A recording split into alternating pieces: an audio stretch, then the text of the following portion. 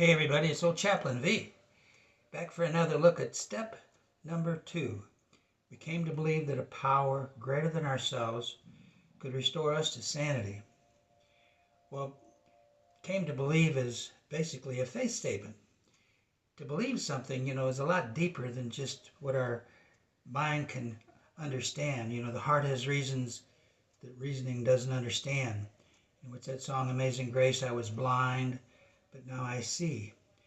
And so, unfortunately, we sometimes get involved with the theory of God, and they become, religious practices or dogmas to follow and things like that. That is not so much a relationship with God, kind of like the story of Nicodemus, the Nicodemus story, where Nicodemus had memorized all these scrolls and he was taught by Gamaliel, and he was going to debate Jesus about all the rules of life and the shoulds of life.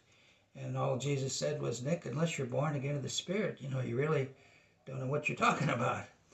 Or my sponsor used to use the chosen people of the Old Testament, the Israelites. They were enslaved to the Egyptians for years. And when Moses came, when, God heard their cry and led them through the Red Sea and into the desert, they were into the desert for 40 years. They were the chosen people, but they wandered in the desert for 40 years, and the trip was only going to take them like maybe 6 months because it was an element of a relationship with God. The trust they did not have. They were Egyptianized. They complained about the desert and the manna and the scorpions and the heat and the dust storms and all these things, and they grumbled, and they wanted to go back to Egypt because at least they had the right food to eat once in a while, and they weren't tortured by this misery that they were experiencing, and so they would welcome slavery, to what they were experiencing. So they didn't have this trust in the Lord with thy whole heart and not thy own understanding.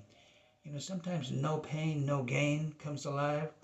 Nelson Mandela, was in prison for 27 years, suffering, but he saw that suffering as an opportunity to grow in faith.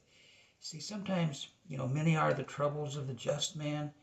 We don't always realize that there's going to be problems to kind of help us get past, what these beliefs are that are theory-based, rather than relationship-based.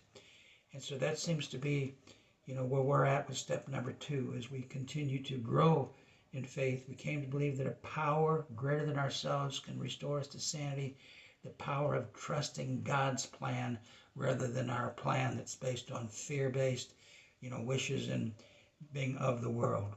Well, God bless.